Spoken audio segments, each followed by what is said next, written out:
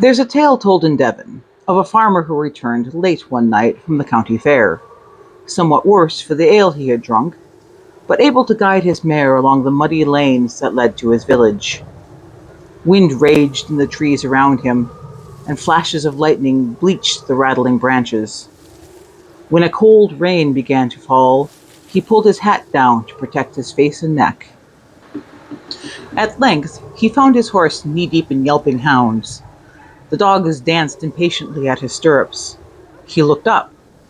A black-clad huntsman stood motionless before him, astride a gleaming black horse.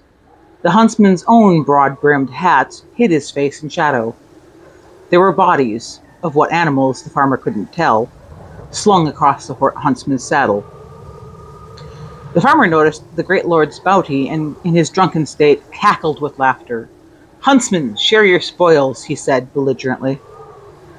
The huntsman looked down on him, shrugged, and laughed in his turn.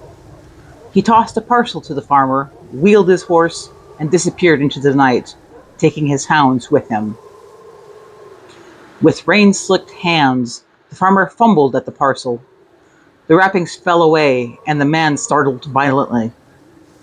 The parcel held the body of his small son, blue and stiff. Yet when the farmer blinked and looked again, all he saw were his own wet hands. He kicked his mare and sped home as fast as the beast could travel. His wife awaited him, wailing. The infant boy she held in her arms was dead.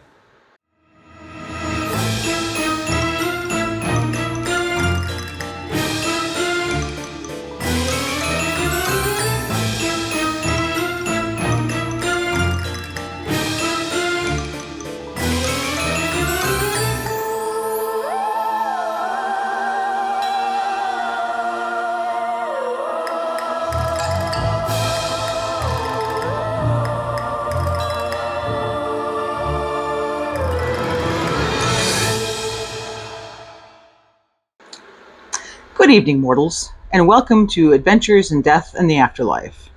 Before the Grim Reaper, before the Angel of Death, there was the Ankou.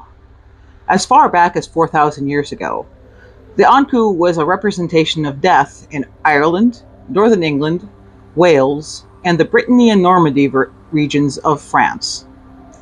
Depicted as a tall, gaunt man dressed in black robes and a round, wide-brimmed hat that obfuscated his face. He wields a scythe and sits atop a rough, decrepit cart with axles that squeak ominously at his progress. The cart is accompanied by two servants, also in black with wide-brimmed hats. One leads the horse, and one opens the gates and doors needed for the Ankou to do his work. Or he drives a large black coach pulled by four black horses and accompanied by two ghostly figures on foot. One great representation of this death coach can be seen near the end of the movie Darby O'Gill and the Little People. In these conveyances, the Ankou collects the souls of the dead and carries them to their judgment. There are various legends on the origin of the Ankou. Some more obscure legends claim he was the first child of Adam and Eve. In an alternate origin, he was a cruel prince who met death on a hunting trip and challenged him to see who could kill a black stag first. Death won the contest, and the prince was cursed to roam the earth as a ghoul for all eternity. The most common origin story is that he is either the last or first person to die that year, who is then charged with collecting souls for the rest of the new year before he can go to his rest. In Brittany, it is said that every parish has its own Ankou, and if there are more than the usual number of deaths that year, he is said to be a wicked one.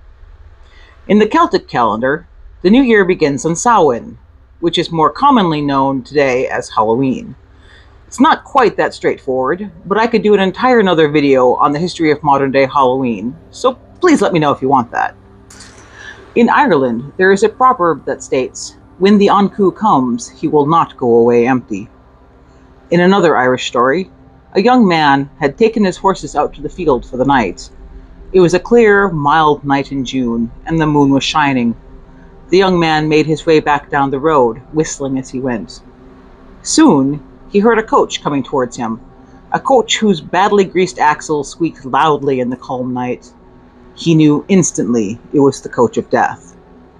Not wanting to be seen, but wanting to see the cart with his own eyes, the young man hid in a hazel clump off the side of the road and waited.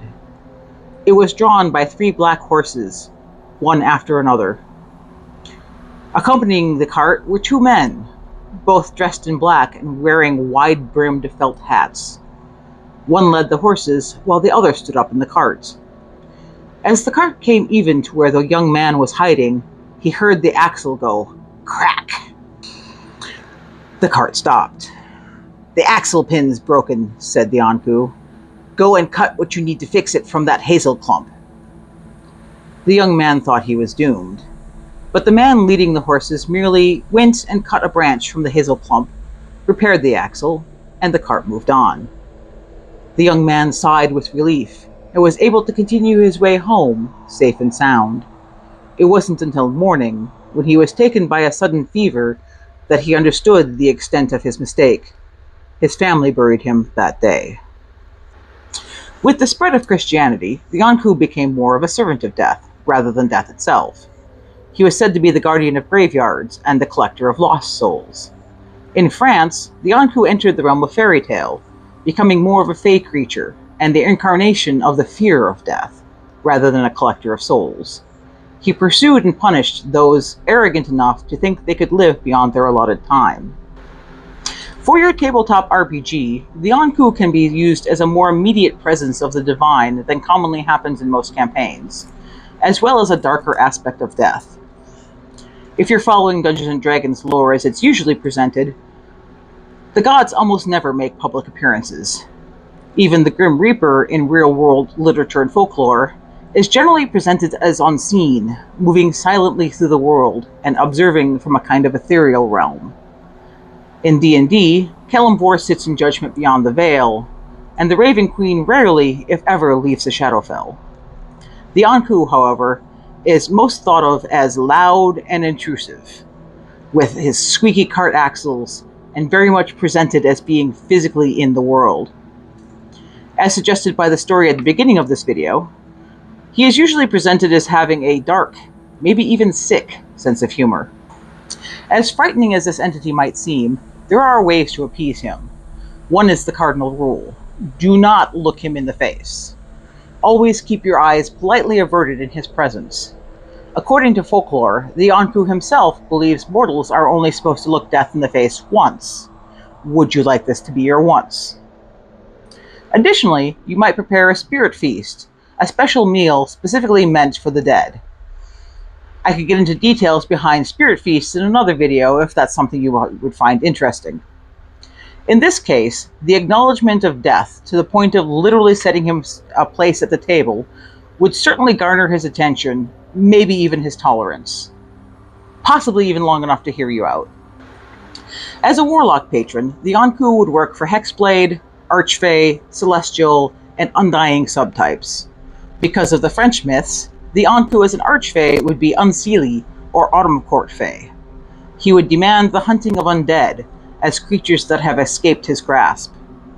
Same for the Hexblade. If you're going for a more gods walking the earth approach, a Celestial Ankou warlock would be tasked with making sure people died in their time and not before. This could lead to a lot of drama should one of the other party members be seeking immortality, or if the party as a whole are murder hobos. As an ally, the Ankou does nothing for free, not even talk. While he certainly could bring a lot of power to the table, feel free to make every step of the way difficult. And don't forget that dark, sick sense of humor. As an antagonist, he would relentlessly pursue anyone he perceived as doing him wrong, and he has all the time in the world to do it. There is definitely room for a slow burn here. Imagine the terror you could strike into the hearts of your players by having them constantly followed by the sound of a cart with one ominously squeaking axle. If you've made it this far and you've enjoyed this video, please like and subscribe so I can make more like it. And if you have any other questions about this myth or how to incorporate it into your game, leave a comment below. Thank you very much for watching. Good night.